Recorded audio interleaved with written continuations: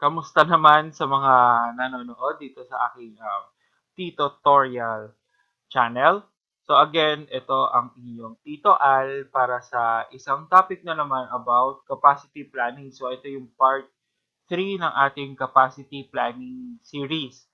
So in this case or in this lesson, ang pag-uusapan naman natin is about break-even analysis. So, it could either be a single product break-even analysis or a multi-product break-even analysis, saka break-even analysis or break-even point in peso or break-even point in units. So, wag na natin patagalin pa. Let's get it on!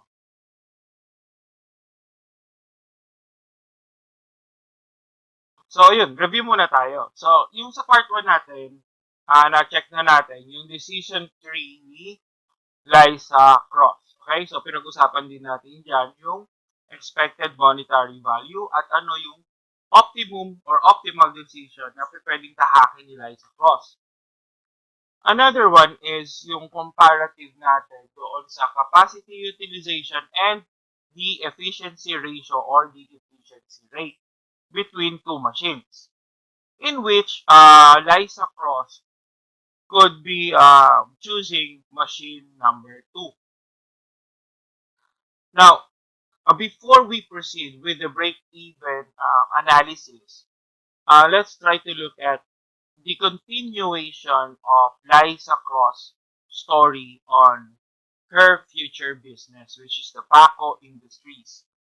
So, given the expected monetary value for the location of the business and the machine to be used in manufacturing the product, Liza now would like to determine the minimum amount in peso sales and unit volume in order to break even.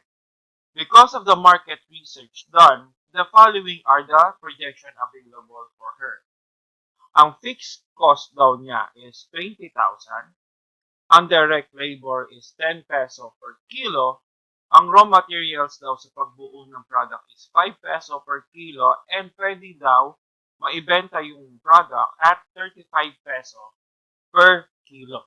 So, yan yung available data para sa kanya. Now, before we proceed in solving her dilemma, let's try to look at the break-even analysis first. So, break-even analysis is a tool used in order to determine the required capacity of a facility to achieve profit. So, ilan ba ang kakailanganin na i-produce or yung capacity ng isang facility para makatubo ka or mag-gain mo yung profit na gusto mo. Now, it shows the point where cost equals revenue. So, pinapakita ng break-even analysis yung break-even point.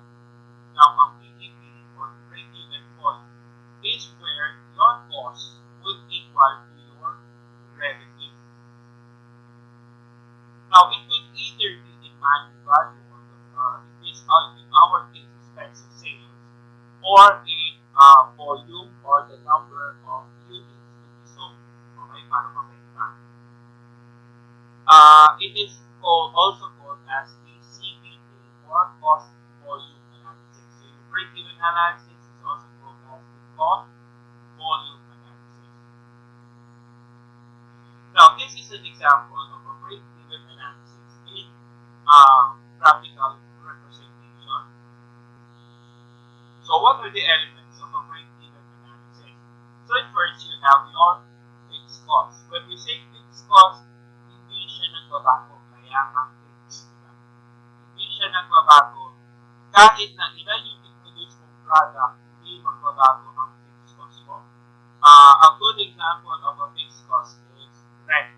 Kung nagre-rent ka ng machine or nagre-rent ka ng pwesto, hindi yun nagbabago regardless kung ilan yung i-produce mong product.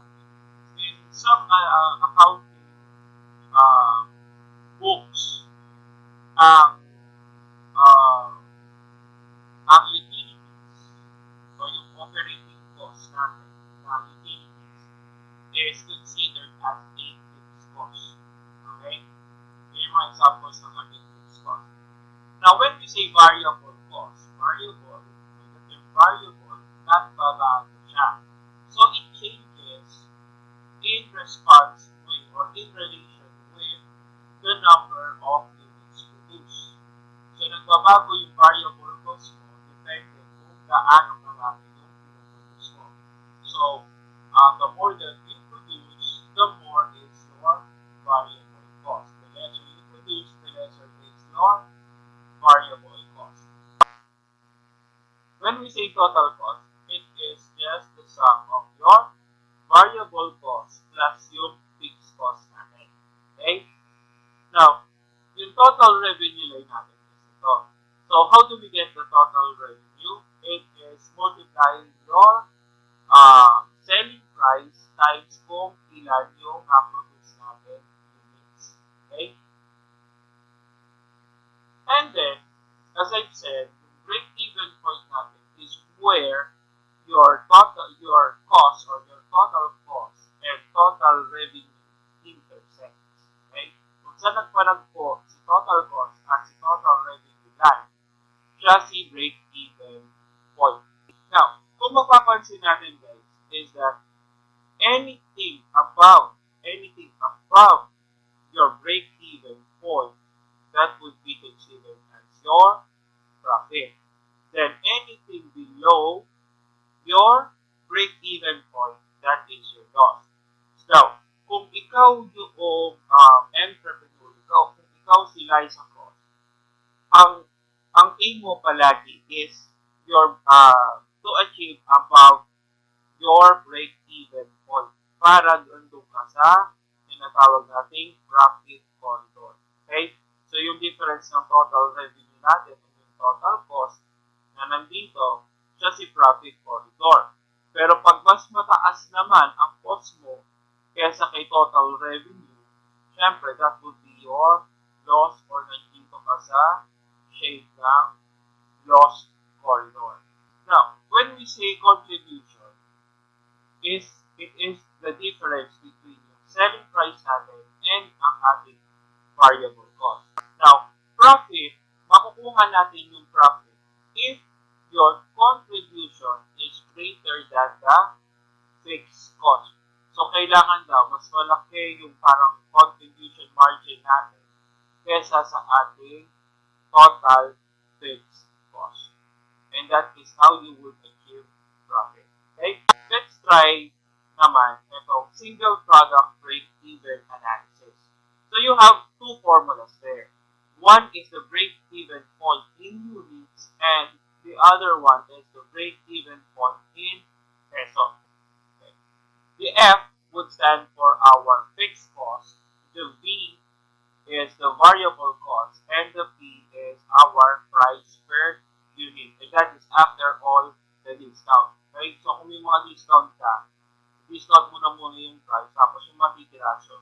So siya yung price mo. Okay? So it is just a simple formula. Now, break-even point in peso or the BTP peso. So you have F or your fixed cost over 1 minus your variable cost over your price. So ito yung given natin kay Liza Cross. Now let's try to solve our break-even point in peso. Okay? So since yung fixed cost natin is 20,000 over 1 minus ang variable cost natin is dalawa ang variable cost natin dito. It's 2. Yung direct labor natin and raw material. So, ang gagawin natin dyan is 10 plus 5 kasi para sa variable cost over yung price natin which is 35 peso per kilo. Okay? Now, you have 20,000 over 1 minus 15 over 5. So So, inuunti-unti ko lang to guys, but we could solve it naman na isang mabilisan lang. So, for lecture purposes, syempre, unti-unti na lang natin. So, 1 minus 15 divided by 35 is 0.43. Okay. Also, your 20,000, 1 minus 0.43 is 0.57. 20,000 divided by 0.57 is 35,087.72. Okay, so this is your break-even point in peso. So, meaning to say guys na pag na-achieve mo to, yung break-even point in pesos, in Tagalog, yung break-even point na yan is hindi ka nalugi at hindi ka tumubo. So, pag ito ang sales mo, 35,087.72, wala kang tinubo dyan, pero hindi ka rin lugi. So, anything na above 35,000, you would achieve profit. Pero anything below 35,000, that is your loss. So, pwede kang malugi. Okay? Let's try naman yung single product break-even point in units. So, kumpitin naman natin, ilang bang product ang kailangan i-produce or mabenta for break-even point. So, again, we will have the same example as here. So, let's try to compute. Again, our fixed cost is 20,000 over, ang price natin is 35 per kilo minus yung variable cost natin, which is 10 plus 5. Oh, sorry. 10 plus 5. Okay? So again, 20,000 over 35 minus, that would be 15. So, 20,000 over 35 minus 15, that would be 20 pesos. So, our break-even point in units is 1,000 kilo. Since kilo kasi yung given dito is, this one is 1,000 kilo. Okay? So, pag nag-produce at nakabenta tayo ng above 1,000 kilo, again, that would be your profit. But if it is lesser than 1,000 kilo or 1 ton na product, that would be loss. Right? So, ganun lang kasimple si break-even point in peso and in unit when we are talking about a single product line. Now, paano naman if lines across would like to have multiple product line or multi-product line? So we will use a multi-product break-even analysis in which the formula are there in your screen or is there on your screen. So again, we will use the same variables, like your F is your fixed cost, V is your variable cost, P is your price, with an addition of W, which is the percent contribution of each product in total sales. So, ito yung percentage ng contribution ng product sa total sales mo. And your I is your product category or your product line. Okay? Para malinawan natin, lalo na yung W, percent contribution, let's try to look at this example. Okay?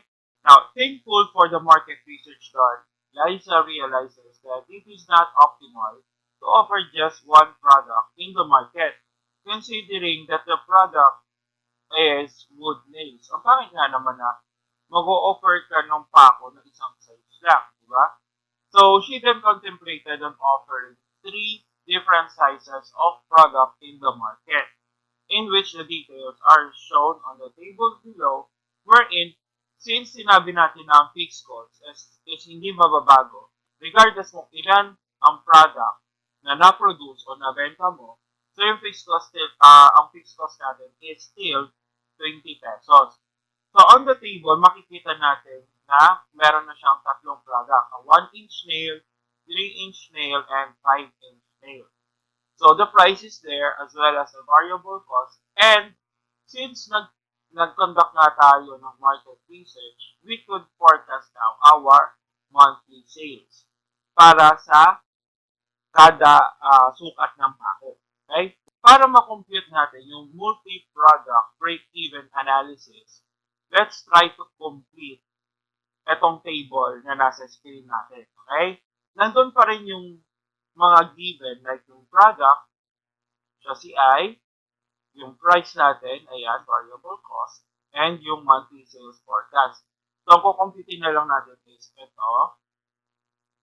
Ayan. So, ito yung mga column na kailangan natin compute. Okay? So, let's try now to compute. So, on this column is your variable cost divided by the price. So, it is like 15, sample natin dito is 15, since just your variable cost, over your price, which is 20. Okay? So 15 divided by 20 is 0.75. Okay? Dito naman is, again, since pareho sila ng price, ng variable cost, so 15, pero this time, the price is at 35 pesos. So 15 divided by 35 is 0.43. Again, 25 for the variable cost divided by 40 is 0.63. So, ayan na. Na-compute na natin siya. Now, next is 1 minus V over P. So, gagawin lang natin dito is ima-minus natin yung 0.75 sa 1. So, parang ano lang yan. 1 minus 0.75, that would be 0.25. In this case, 1 minus 0.43, you will have 0.57, and then 1 minus 0.63, you will have 0.37. Paano naman natin kukunin yung percent of sales? So, ito medyo madali lang naman to. So, kukunin lang naman natin kasi yung contribution ng per product sa total sales natin. So, in this case, para ma-compute natin yan, that would be 25,000 divided by 200,000. So, ito, i-divide mo dito para makuha mo yung contribution niya. So, again, 25,000 divided by 200,000 is 0.13. 100,000, this one is 100,000 divided by 200,000. This one is 0.50 or 50%. This one naman is on product 3 or yung 5-inch nail, you have 75,000 divided by 200,000 is equals to 0.37. Now, just to make sure, kasi since percentage of sales ang pinag-uusapan natin, when you add 0.13, 0.5, and 0.37, this should be equal to 1 or 100%. Okay?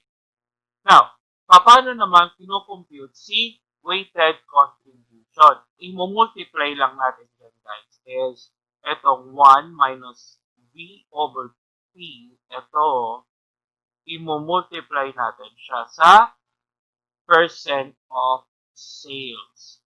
So, parang ang mangyayari niyan is itong 0.25, 0.25 times 0.13. Yan, itong 0.13 na yan, ito siya. So, 0.25 times 0.13 is 0.03. So, try uli natin. So, you have ito, 0.57 multiplied by 0.50,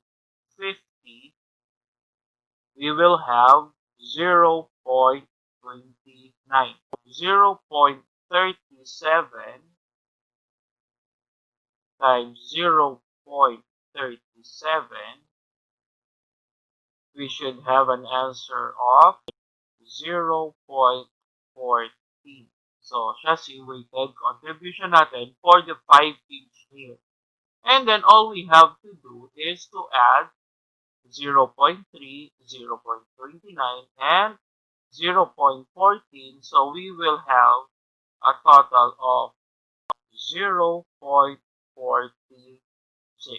So, yun yung total natin doon sa weighted contribution. So, parang nangyari, guys, is na-compute na natin tong denominator na to. Yan. Ito ang kinumpute natin using this particular table. So, pansinin natin, yung 1 minus BI over PI is ito siya. Okay? Ito siya. Okay? So, bago pa natin makuha yan, syempre, kukunin muna natin yung B over P para makuha na natin yung 1 minus B over P. Okay? So, settled na natin to. At i-multiply daw siya sa WI or yung percent of sales. Ito si percent of sales. So, kaya multiply natin si 0.13 sa 0.25. Okay? So, minultiply natin yung dalawa. So, parang ito, minultiply natin dito para makuha natin yung weighted contribution. Since nakalagay dito is summation, so ang gagawin ngayon natin is i-add ngayon natin yung weighted contribution. Kaya ang sagot na 0.46, ito siya. Yung buong formula na yan, ang sagot yan is 0.46. Okay? So, kailangan na lang natin ngayon is the fixed cost. Okay? So, ayan. Mas malinaw na computation.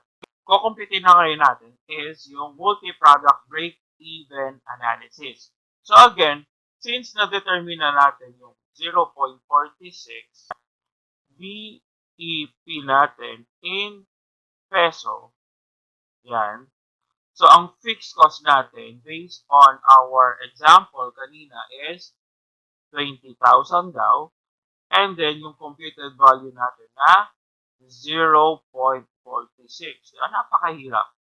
So, 20,000 divided by 0.46 is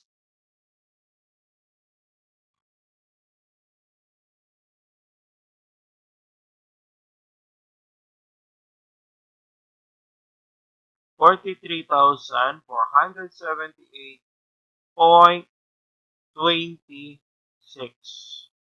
So, yan yung break-even point natin in peso kung there is multiple product line. So, if we are to offer tatlong product, ang target na sales natin para sa lahat, okay, regardless kung ilan, kung alin dyan sa mga nails natin, since we are talking about total sales dyan, is 43,478.26. So, again, guys, to emphasize, anything higher than the BEP is profit.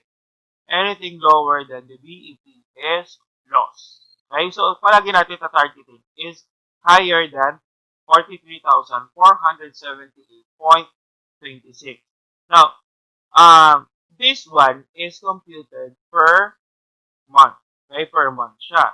So, kung kukunin nyo naman is annually, all you have to do is multiply this one by 12 months. Okay? Or, pwede nyo naman computing yan by operating days naman. Okay? Kung per month to, kung gusto nyo naman na kunin na per day, i-divide nyo na lang kung ilan yung operating days nyo per month. Para makuha mo naman ilan yung break-even point mo daily. Okay? So, parang lumalabas, may target na din daily sa operations mo. Now, since alam natin kung magkano na yung break-even point natin in peso or in sales, pwede ba nating malaman kung ilan ang break-even natin in units per product? Halimbawa, ilan kaya ang kailangan ko i-produce or ibenta na 1-inch nail para makapag-break even ko? Okay? So, let's try to compute na naman. Okay?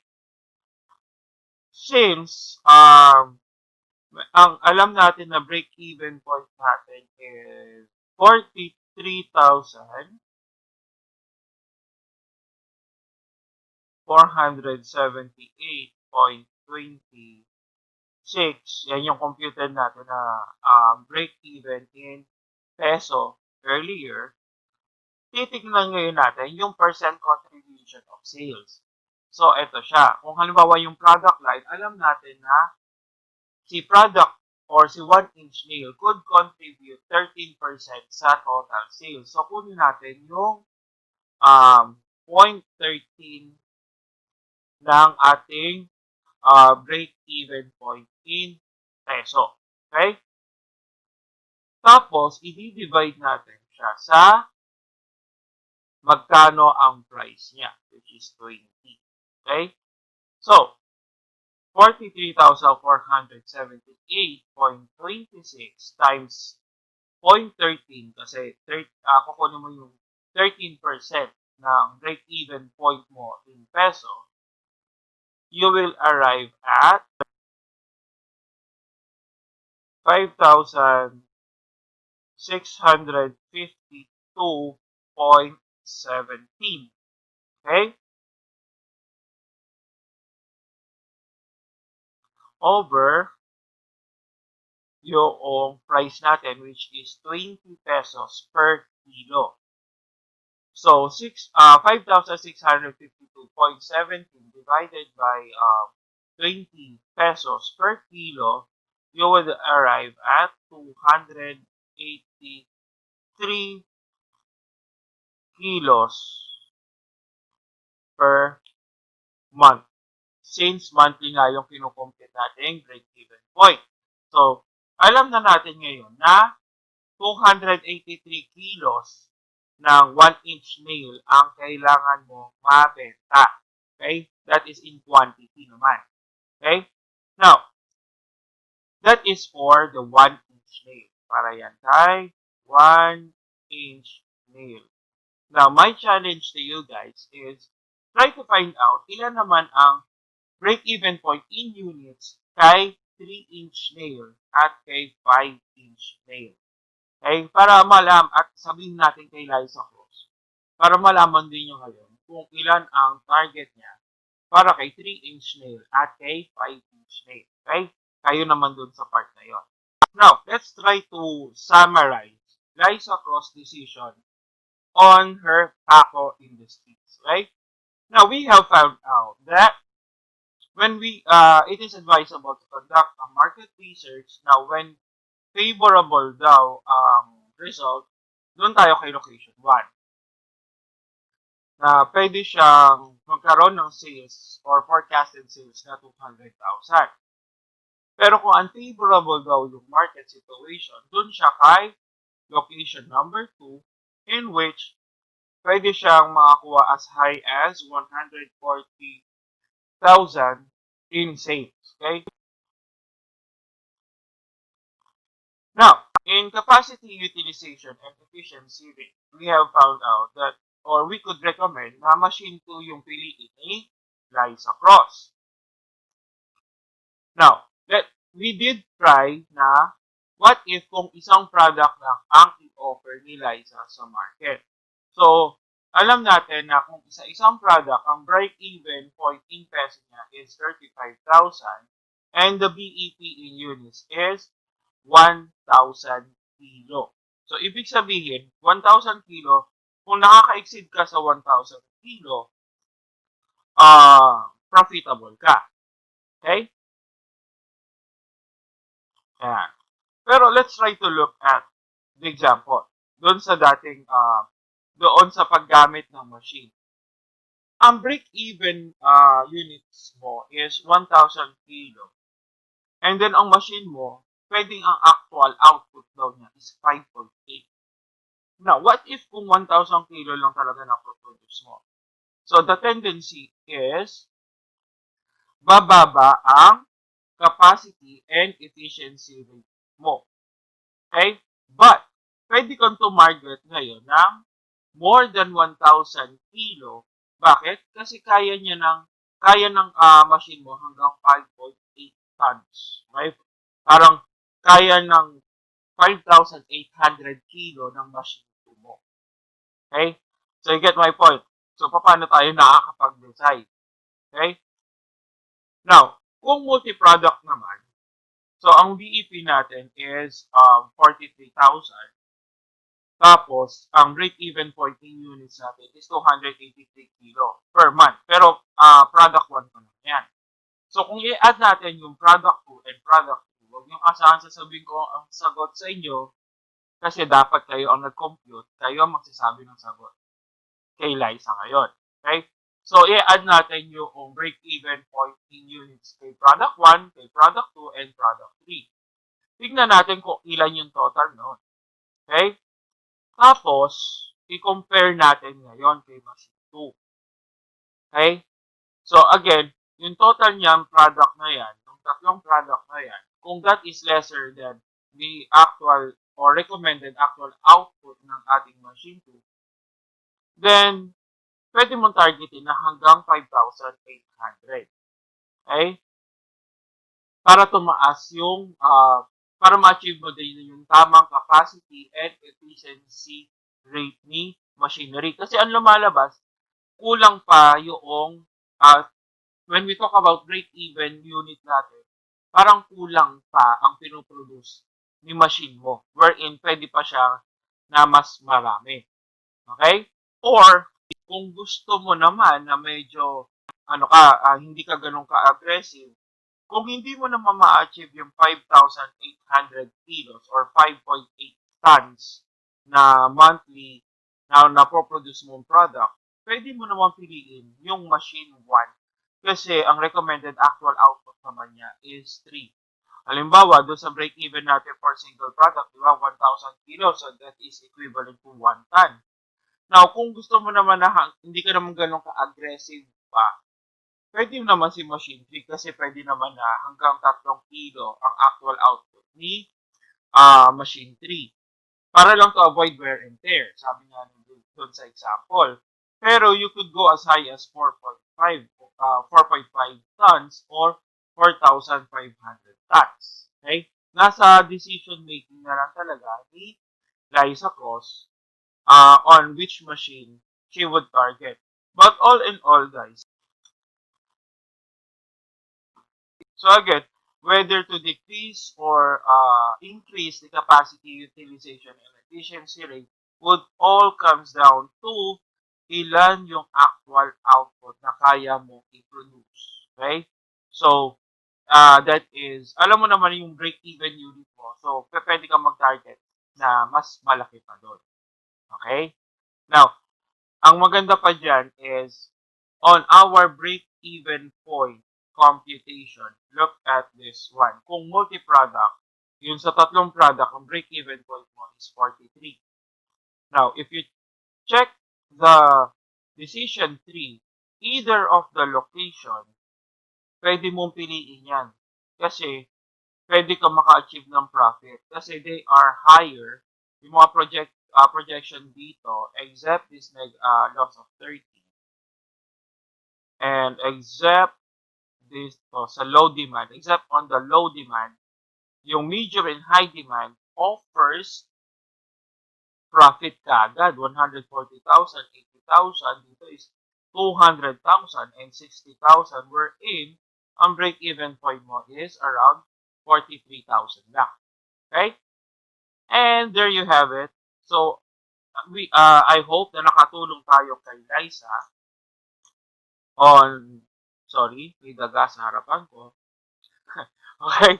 I hope nakatulong tayo kay Liza on making her decision. So, Liza Cross, I do hope that we help you on your decision making para makapag-desisyon ka ng tama at hindi padalos-dalos. Okay?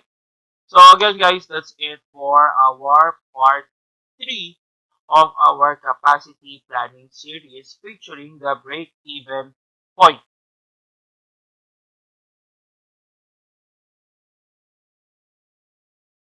At yun na nga, mga ka-tutorial or ka-tutorial. Ang bulol, di ba? Ang banto. Ba't kasi yung iba may mga kapaa, katropa, mga ganyan eh. Hindi ako makaisip ng aking ka, di ba? Ang pangit naman katuto, di ba? Okay. So, natapos na tayo doon sa ating capacity planning series for now. Again, sorry if hindi ko na-designan ng maigi yung video. Cramming talaga ako. Hindi ko akalain na with this new normal, ganun din kahirap yung pagpe-prepare ng modules, ng lectures, plus na itong mga gantong presentation. Okay? Kaya nga, saludo din ako sa mga kapwa ko, instructor, professors, and teachers. Mas magaling sila sa akin. Admittedly, yung mga yan, mas magaling sa akin yan. Okay? Hindi ko sinasabi na pumapantay ako sa kanila kasi iba talaga din ang takbo ng utak ko. Mas magaling sila. Okay? So, I do hope guys na nakatulong uli ako para sa inyo regarding capacity planning. And then if I did help you guys, please like this video. And then again, share it so others may benefit from the lessons given on this tutorial. And also, a big shout out to a good friend of mine kasi napasingit ako doon sa kanyang vlog. So, shout out kay Shasha Speaks. She's a good friend of mine. Follow nyo na rin yung channel niya kasi, yun nga, I was featured there twice. Ewan ko kung anong nakakita niyo sa akin. So, ayun. Do subscribe to her channel din. Marami kayong matututunan din dun sa lokal-lokal niya. Okay? So, for those new on my channel, yung mga napadaan sa channel, please subscribe to this channel. So that baka sakali in my future videos, kailangan niyo din. And I would do like to hear ways for my improvement or how could I improve this video. Please do comment down below and I will try my best to reply on each of your inquiries, comments, and suggestions. Okay? So I apologize pagka medyo nadidelay na ako kasi one-man show lang to eh. So, ayun. Mag-iisip ako. Ang mabilis lang is hindi ko kailangan mag-isip ng content or ng topic kasi I would follow my syllabus. Pero ang mahirap lang dyan is yung pag-iisip ng examples, yung storytelling, yung mga ganyan, yung pag-design. One-man show kasi to. So, again, guys, thank you for, I really do thank you guys to in following my channel. So, I do hope that it will grow pa. So, again, guys, so, again, puro ako again, no? So, yun na lang. That's it.